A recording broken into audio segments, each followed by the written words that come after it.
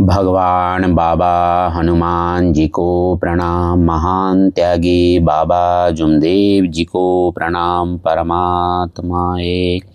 नमस्कार जी, मैं जयदेव धांडे और हर दिन की तरह इस नए सुबह पावन पर्व पर मेरे प्यारे सहयोग भाई और बहनों, आप सभी का मैं हार्दिक स्वागत करता हूं। आइए इस सुबह पावन पर्व पर महान त्यागी बाबा जुमदेव जी के चरणों में कोटि कोटि वंदन करते हैं। आज हम उस महान सूत्र की बात करने जा रहे हैं जो केवल एक नियम नहीं बल्कि सुखी जीवन का आधार स्तंभ है।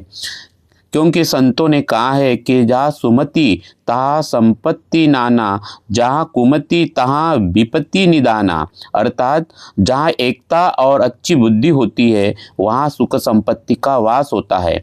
बाबा जुमदेव जी ने इसी सत्य को चौथे नियम के रूप में हम सबके सामने रखा है और वो चौथा नियम है परिवार और सेवकों में एकता कायम करना। बाबा ने सिखाया है हम सबको कि भक्ति का फल तब तक पूर्ण नहीं होता जब तक घर का हर सदस्य एक ही विचार से एक दूसरे से जब तक जुड़ा न हो।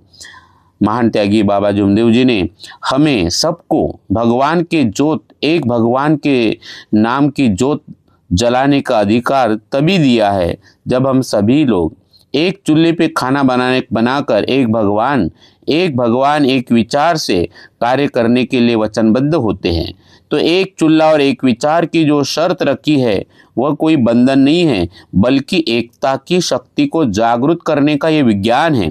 जब एक ही घर के लोग अलग अलग दिशाओं में अपना विचार रखते हैं तो घर की ऊर्जा खंडित हो जाती है।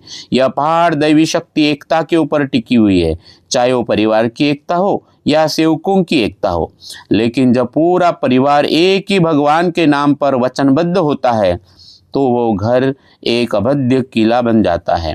मेरे प्यारे सहयोग भाई और बहनों, क्या आपने कभी सोचा है कि बाबा ने अकेले की भक्ति की बजाय ये भगवान के नाम की जोत जलाने का जो अधिकार है अकेले पत्नी को नहीं दिया, अकेले पति को नहीं दिया, पूरे परिवार एक चूल्हे पे खाना बनाने वाले सभी सदस्य पूरे परिवार की एकता पर इतना जोर बाबा जुमदेव जी ने क्यों दिया होगा? क्या एक ही चूल्हे पर खाना बनाने वाले परिवार को ही जोत जलाने का अधिकार क्यों दिया गया होगा? तो मेरे प्यारे सहयोग भाइयों, आप अपने विचार कमेंट्स में ज़रूर बताइए। तो ये केवल परंपरा नहीं है, तो इसके पीछे गहरा आध्यात्मिक रहस्य है। बाबा जानते थे कि यदि सेवक का परिवार एक नहीं होगा तो समाज कभी भी एक नहीं हो सकता। परमात्मा एक समाज की नींव ही एकजुट परिवार है।